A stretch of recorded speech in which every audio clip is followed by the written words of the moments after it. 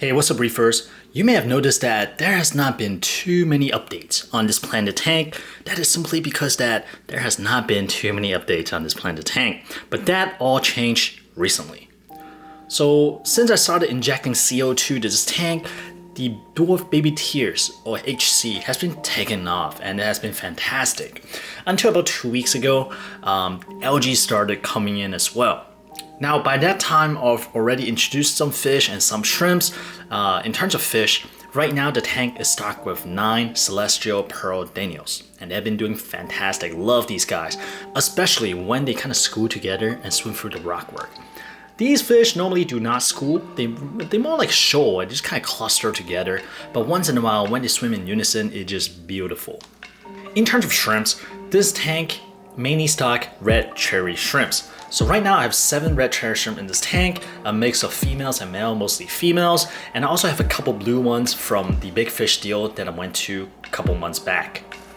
Now I am in the process of pulling out some of these blue cherry shrimp, or blue shrimps, simply because they would interbreed with the cherry shrimp and the offspring is going to kind of revert back to the wild type, which is brown or transparent in color, so they're not the most beautiful to look at. So I figured to keep the bloodline relatively pure, just go with red cherry shrimp. Along with the cherry shrimp, we also got 4 amano shrimps in here for algae control, and I'll get a little bit more into it. And along with the amano shrimp, we also got quite a few ghost shrimps. Because once again, this tank is mainly a feeder tank for mochi.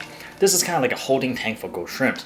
So at any one time, there's always some ghost shrimps in here. And thankfully, the ghost shrimps has been playing really nice with the cherry shrimp. They do not bother each other and they coexist pretty nicely. So in terms of cleanup crew, on top of the 4 amano shrimps, I also got 3 nerret snails and 1 baby Bristol nose plelecos. Now the pleco may be leaving this tank as it gets a little bit larger and disruptive, so I'm planning for it. But for the most part, these guys together has been holding the algae in check. So in the last 2 weeks or so, this tank had been plagued with algae. I do believe it's either hair algae or blue-green algae. And I posted this issue on Instagram and got a lot of great feedback. So some things that I've been doing to combat this issue is number 1, dial back the light. I have it a little bit lower intensity and then I'm running for 4 to 5 hours instead of the 6 to 7 hours. I've also cut back on feeding, so it's a little bit more. Okay, let's be honest. It was so tough to walk by this tank without feeding them because the fish are just super active, super engaging, and just fun to watch when they're feeding. So I had definitely been overfeeding a little bit, so I did a mental check to make sure I don't overfeed. Another thing that I did is that I turned up the CO2. So I was doing a lot of reading and talked to a few of you guys, and it seems like the lack of CO2 really promote the algae growth. So by dialing up the CO2 a little bit, it seems to have worked. The algae seems to have kind of set back a little bit, and the plant has once again started growing a lot faster. Now on top of all those things, another thing I tried is dosing the Seachem Flourish Excel. And I've only been doing this for 2 days, so I cannot really say whether it worked or not. But just based on all the nice comments and nice reviews online, I think even without it controlling algae, it's just something nice to have in the tank. Yeah, so all those things combined, including the cleanup crew, the algae seems to have come under control in the last 2 to 3 days. Before it was bad, and it was we see strings of hair algae just kind of flying out, and just strings of bees floating up. It was bad, it was pretty bad.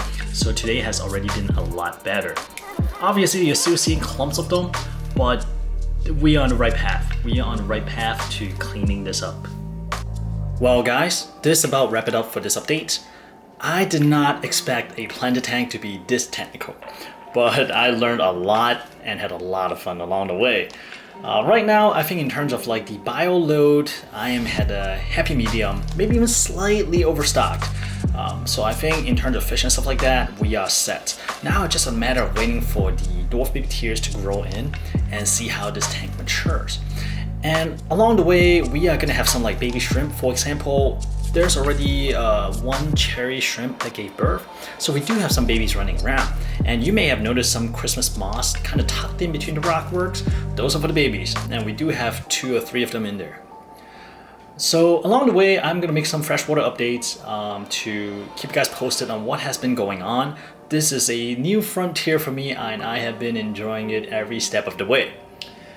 I share a lot of updates on Instagram, especially on this tank, because after all, this YouTube channel is still a marine tank channel. So most of my freshwater update has been going on to the Instagram. If you are not following me on Instagram, please follow me at Inappropriate Reefer, and I will see you guys at the next update.